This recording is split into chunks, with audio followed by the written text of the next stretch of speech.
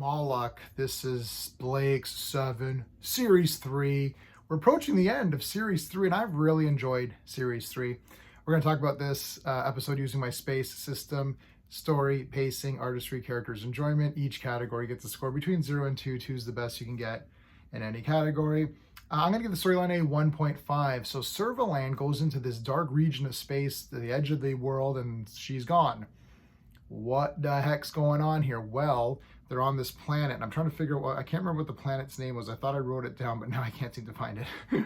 But on this planet, she's been summoned because there's supposed to be a legion of troops, one of her best legions, but they're all gone. This other guy has like taken control of everything, and he's a complete bastard, which we'll talk about in the characters. And he has found this duplication technology that this planet's been using. So they've got massive facilities, they got little ones. He shows her, it's sort of like a microwave size where you put something in. So let's say you wanted this Wonder Woman statue. It's a great statue. This is the John Byrne. So let's say you put that statue in there, press the button, and a little card comes out, and then that card has the imprint of all of that stuff. Then you take that card and put it into another microwave thing, press the button, and then it makes one of those. And then you can just make as many, you just keep pressing the button, you can make as many as you want. Now there's larger facilities which you could presumably put in a vehicle or something, right? Pretty damn cool idea. I don't know. I just like, I feel like it kind of just came a little bit out of nowhere, and you're like, okay, they just, you know, it's, oh, it could have just been another planet as opposed to this dark region. It's like, okay. But anyway, it was awesome. Really neat idea. I like everything that happened. So yeah, really good for the storyline. For the pacing, I'm going to give it 1.5. It's just a tiny bit. It could have been maybe a little bit shorter or a little bit extra stuff in there.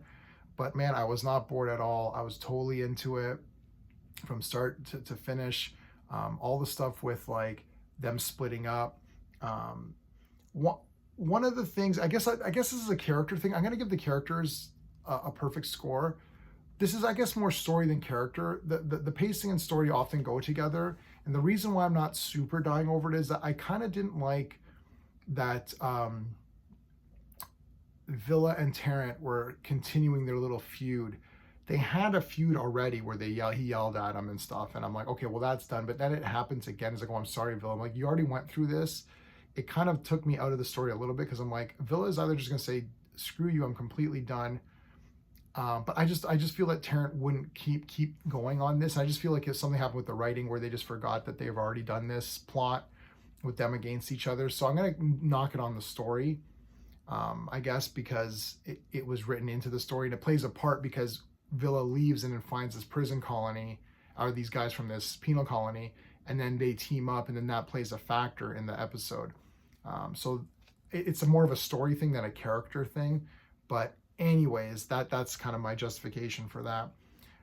For the artistry, I'm going to give it a 2 because I thought it was really cool. There's a lot of cool stuff in here. They go into black space. Again, look, this isn't Lord of the Rings, you know, whatever. It's not Star Wars. They've got a limited budget, but the way I'm rating this is that how much are they pushing it, right? They're like, you know what, we don't have a great budget, but let's have this weird little creature Moloch guy who lives in this computer thing. That's kind of cool. Yeah, he's a puppet. Okay, he's a puppet. I mean, I don't, you know, so is Yoda, right? It's how you present that puppet. And Yoda is the greatest puppet of all time. But anyways, it's how, and I'm not saying this guy's anywhere close to that, but it's how you present the character. So I bought into the fact that, yeah, he's like this future version of these guys in this machine that's controlling all this stuff. It's kind of cool. Everything else looked good.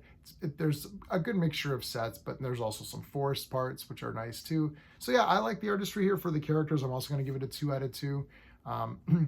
I could give this a 1.5 and story a 2, depending on how I want to talk about, you know, the Tarrant Villa thing. So it doesn't matter if I give the story a 2 and give this 1.5. In the end of the day, you're going to get the same score because I'm just removing 0.5 from either of those. I mean, Servalan was awesome in this, teaming up with Villa for just a little bit. There's like maybe 5 minutes of a team up. That was really cool. I love how Avon deduces everything. They capture him and he's getting tortured and he's not giving up information. Um, I like that. I really like that side character. There's a side character, which is weird because he was a bad guy and it seems to suggest that he assaults women. At least that's what they're implying, and which doesn't make him a good person at all. I don't know. I kind of thought he was interesting, and then you got the ladies who are there working for the Federation guys, and they're treated like crap, but they're still trying to fight back. I think the fighting back makes me pumped up for the characters. I liked it, and then one girl got killed with that guy, and I thought, man, I like them. They were cool.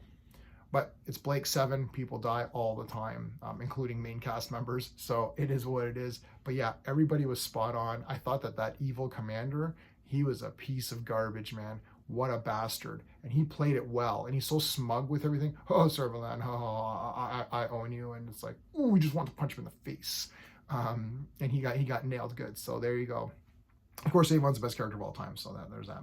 Enjoyment factor, I'm still giving this a 2 out of 2, man. This episode was bloody awesome. I'm trying to nitpick my way through these episodes because, for the most part, all of Blake 7 is awesome to me. So, 2 out of 2 for enjoyment factor. This is a 9 out of 10. I pretty much am just like, love all Blake 7 anyways. I mean, you could easily just say this is a 10 out of 10 and move on with your day. I'm trying to nitpick something so that I don't, because basically it'll just be every day 10 out of 10, 10 out of 10, 10 out of 10, 10 out of 10. And then it's like, I'm not reviewing anything. I'm just telling you how awesome every episode is, which I guess I could be doing that as a thing anyways, but it's more fun to do it this way. So that's everybody. Please hit the like button, consider subscribing. Check out the playlist for classic TV shows. Until next time.